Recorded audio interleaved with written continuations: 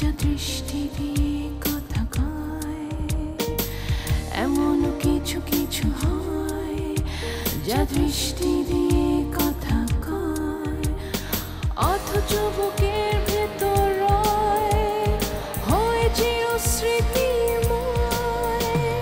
কিছু তার সত্যি, কিছু তার অভিনয়, কিছু তার সত্যি, কিছু তার অভিনয়।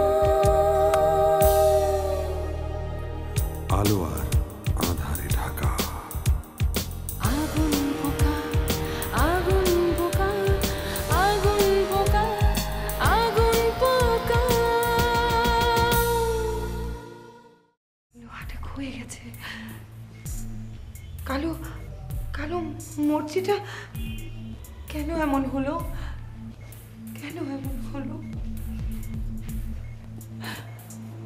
কেন এমন? আচ্ছা, আমি এই বিষয়ের কথা বাড়াবো না। The chapter is closed. Chapter আমার আর ক্লোজ করবে তুমি? কোথা থেকে? বৃন্দাবন? তোমার মতো মেয়েরা অসংখ্য মানুষের দুঃখ এবং দুর্দশার কারণ হয়। আমি তোমাকে ঘৃণা করি। কি জবাব দেবেন আপনি আপনার প্রিয় বন্ধু কমলিনীকে? কি জবাব দেবেন আপনি আপনার নিজের বিবেককে?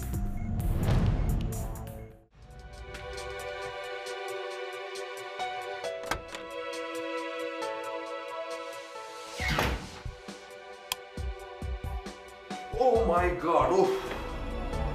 ও তুমি তুমি কি করছো? তোমার অপেক্ষায়।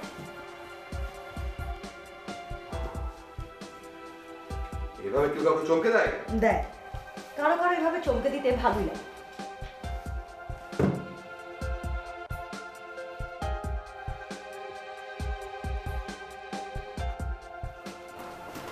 কে দিয়েছো একেবারে? আজকেও না একটা বাঘকে পিটিয়ে মারা হয়েছে, জানো? কি? কাকে পিটিয়ে মেরেছে? তুমি কি জানো রুদ্র, আমার সিক্সথ সেন্স ভীষণ প্রবল। আমার স্কুলে আমার এই বিষয়টা মানে আমার ইএসপি ক্ষমতার কথা অনেক স্টুডেন্টই জানতো। ইনফ্যাক্ট অনেক টিচাররাই জানতেন। আমি আগে আগেই বুঝে যেতাম কোন টিচার আমাকে পছন্দ করে, কোন টিচার আমাকে ইচ্ছে করে কম মার্কস দেবে, আবার কোন টিচার বেশি মার্ক দেবেন।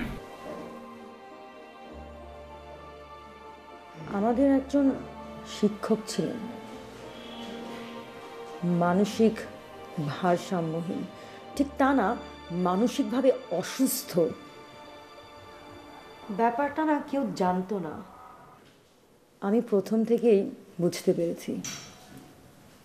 ঠিক 2 বছর পর শিক্ষককে বিদায় দিয়ে দেওয়া হয়। বুঝতে পেরেছি, উনি মানে ঠিকই ধরেছ। কিন্তু এখন তোমার চেহারার যা অবস্থা, তাতে ষষ্ঠ ইন্দ্রিয় প্রয়োজন পড়বে না, যে কেউই দেখে বলে দিতে পারবে তোমার ভেতরে ভূমিকম্প চলছে। আমাকে কি বলবে নাকি আন্দাজ করব?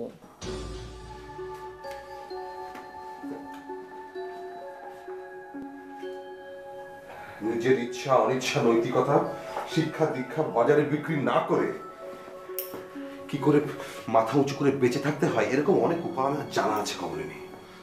না, সিগারেট জ্বালাবে।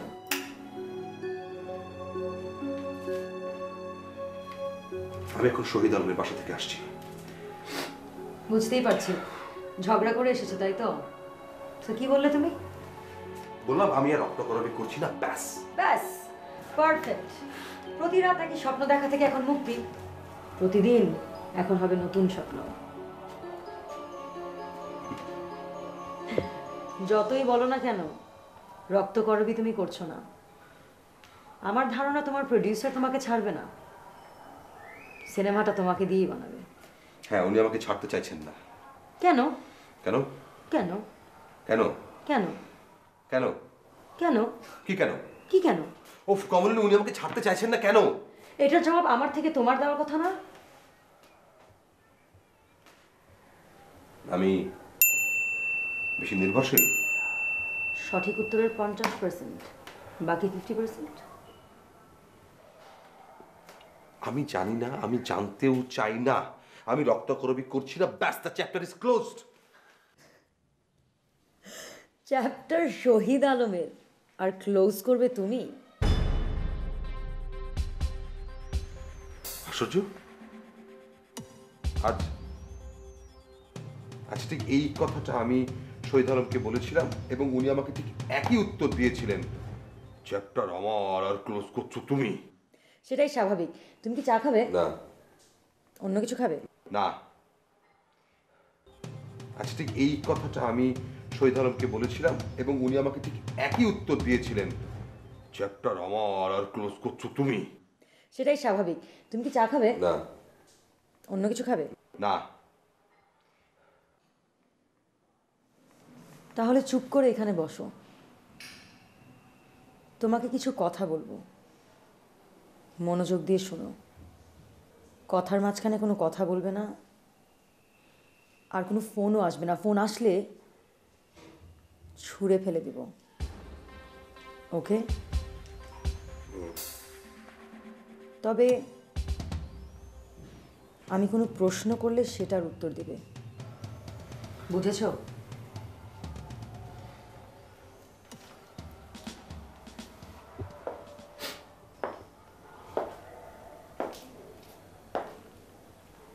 তোমার জীবনে কি হওয়ার ইচ্ছে? ফিল্মমেকার। রক্তকরবীর বাজেট কত? প্রাথমিকভাবে 17 কোটি টাকা, কিন্তু এটা আরো বাড়তে পারে। 17 কোটি টাকা কখনো একসাথে দেখেছো?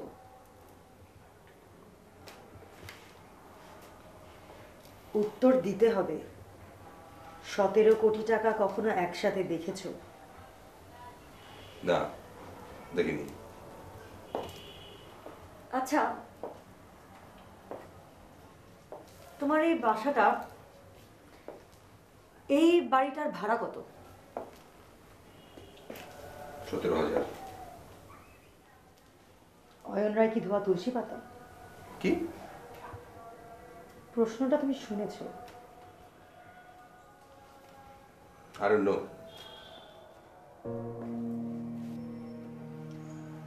শহীদ আলম কেন অয়ন রায়ের স্ক্রিপ্ট নিয়ে তাকে ছুঁড়ে ফেলে দিচ্ছেন? I don't know. এরকম স্ক্রিপ্ট রাইটার সাধারণত কত টাকা পায়? 2 লাখ, 4 লাখ, 5 লাখ। সে টাকা দেওয়ার সাধ্য শহীদের নেই? আছে। তাহলে দিচ্ছে না কেন? I don't know.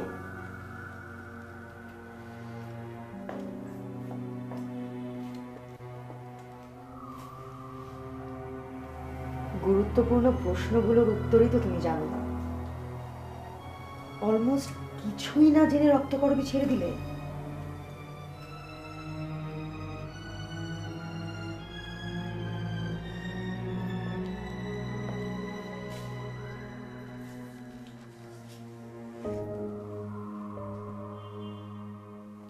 উত্তর দিতে হবে। কমলিনী, উনি আমাকে মিথ্যে কথা বলেছিলেন। উনি বলেছিলেন যে এই প্রজেক্টের স্ক্রিপ্ট রাইটার অসীম দত্ত নামে কলকাতার একজন, যেটা পুরোপুরি মিথ্যা। তাতে কি হয়েছে? তোমার চুক্তি তার সাথে সিনেমা বানানো, তুমি সিনেমা বানাবে। এই অন্যায়টা আমি মেনে নেব? বলো। হ্যাঁ, এটা অন্যায়, এটা অবশ্যই অন্যায়, অনেক বড় ধরনের অন্যায়। কিন্তু তাতে তোমার কি? অন্যায়টা তো তুমি করছো না। তোমার মনে হচ্ছে তুমি করছো, কিন্তু তুমি তো করছো না। তোমার হাতে একটা স্ক্রিপ্ট দেওয়া হয়েছে, যেটা দিয়েছে একজন প্রডিউসার, এবং তোমার কথা সিনেমাটা বানানো। অয়ন রায় বঞ্চিত হচ্ছে কিনা সেটা কিন্তু তোমার দেখার ব্যাপার না। ইনফ্যাক্ট তুমি অয়ন রায়কে চেনো না, তুমি শহীদ আলমকেও চেনো না, তুমি শুধু চেনো সিনেমা। তুমি জানো ভালো সিনেমা কোথায় থাকে। তুমি শুধুমাত্র ভালো সিনেমার বাড়ির ঠিকানা বলে দিচ্ছ। কমলিনী, একসময় সবাই জানবে যেটা অয়ন রায় লিখেছিল। তো কি হয়েছে? It doesn't matter. সবাই সিনেমা দেখবে, অয়নকে না।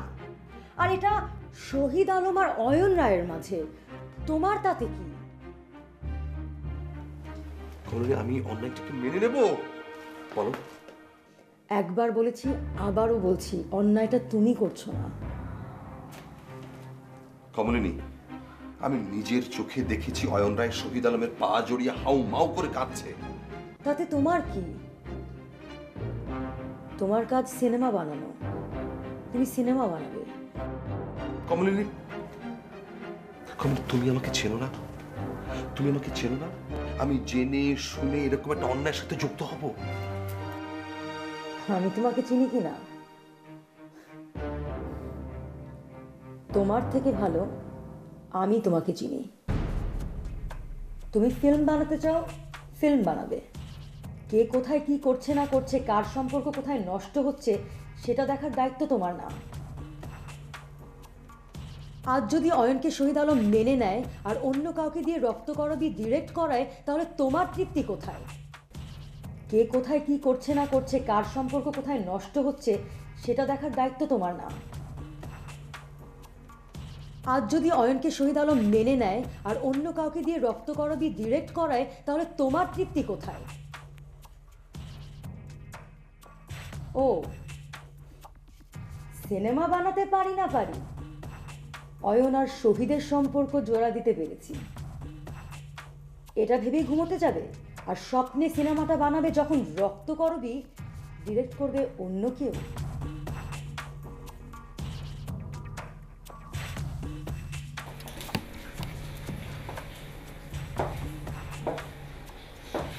ইমোশনস আর সেন্টিমেন্টসের পার্থক্য বোঝার ম্যাচুরিটি তোমার হয়েছে রুদ্র। অয়ন রায়ের স্ক্রিপ্ট, অয়ন রায়ের দুঃখ, অয়ন রায়ের কান্না, এসব তোমার সেন্টিমেন্টস। কিন্তু রক্তকরবী সিনেমা, এর শট, এর অভিনয়, টোটাল ফিল্মটা তোমার ইমোশন। আমি কি তোমাকে বোঝাতে পেরেছি? আমি কি করব?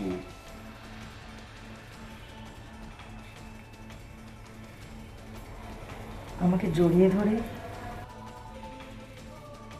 তোমার সিনেমার সব ব্যাখ্যা করবো আর আমি শুনে নেব। কমলিনী,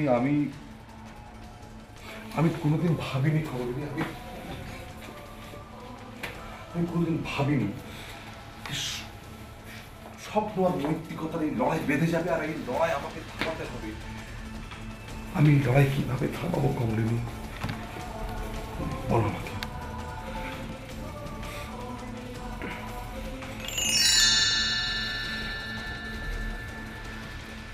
তোর মতো যদি আমার একটা ছেলে থাকতো, তাহলে পিটিয়ে ভূত তাড়াতাম। শালা, তোর কাজ সিনেমা বানানো, তুই সিনেমা বানাবি।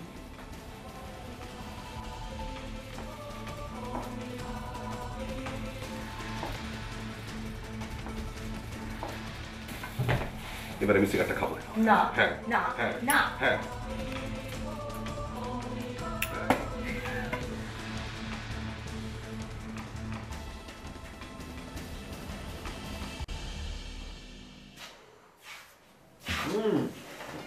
আরে ওদা বসো। আরে অসুবিধা নেই। কি অবস্থা বলো তো? Shooting pack up? জানি না, এটা এখন আসলো না। মোবাইলটা তার বন্ধ। রাশেদকে চড় মারার পর আমি নিজে ওর ঘরে গিয়ে সরি চেয়ে এসেছি। তখন বললো যে সে আসবে, এখনো তার কথা নেই। এক মিনিট দাঁড়াও। এই দরজাটা বন্ধ করো।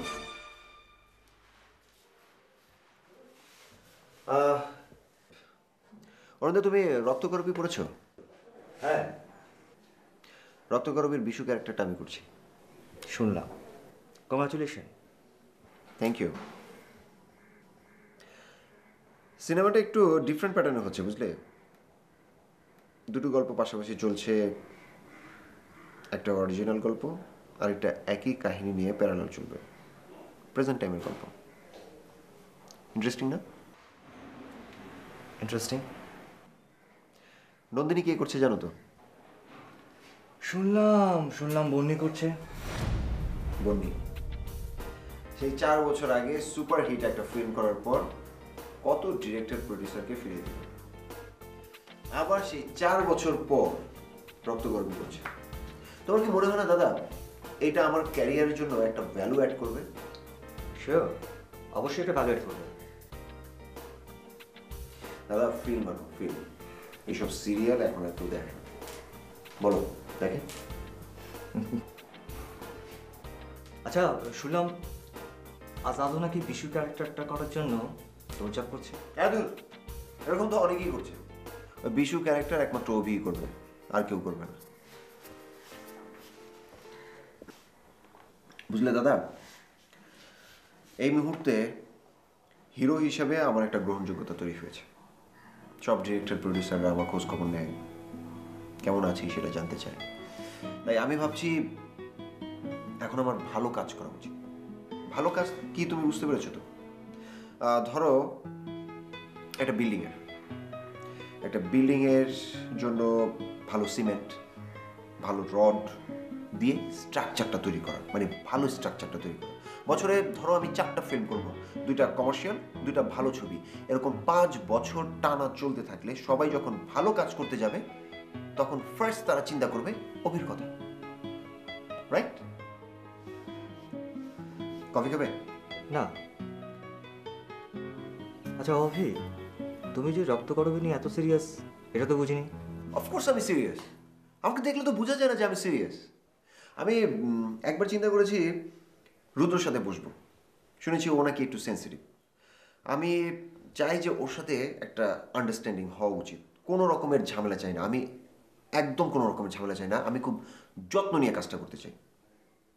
আমি তোমাকে স্ক্রিপ্টটা দিব, তুমি একবার পড়ে যদি কোনো কিছু পরামর্শ থাকে আমার সাথে শেয়ার করতে পারো। আফটার অল তুমিও তো একজন ভালো ক্রিয়েটিভ। ক্রিয়েটিভ যা মেধা ছিল সব তো নায়িকাদের মানভঞ্জন করতেই চলে গেল। আরে দাদা বাধ্য এসব। আমি তোমাকে নিয়ে খুব ভাবি সিরিয়াসলি। যদি ভালো কোনো স্ক্রিপ্ট থাকে কম বাজেটের মধ্যে, আমি একটা ছবি বানাতাম, মানে ছবির টাকাটা আমি ম্যানেজ করে দিতাম।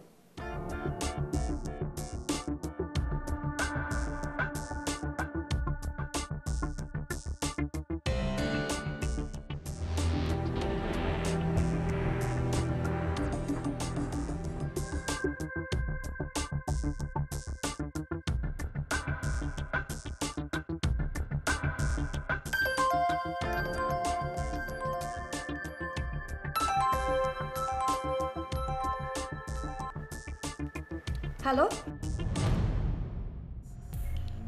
রক্তকরবী আমার ইন্টারেস্ট না, আমার ইন্টারেস্ট রুদ্র। মানে হু ইজ দিস? আর মিয়া এই হাত দিয়ে কত বড় বড় নায়কদের টেনে উঠাইছি। এই হাতে জাদু আছে, জাদু, বুঝলা? আসলে বিখ্যাত অভিনেতাদের এটাই হচ্ছে গিয়ে বিড়ম্বনা। আর মজাটা ওই জায়গায় একের পর এক প্রশ্ন, একের পর এক চ্যালেঞ্জ, আর একের পর এক সাফল্য। কথা দিয়ে কথা না রাখাটা আপনার চরিত্রের সাথে যায় না।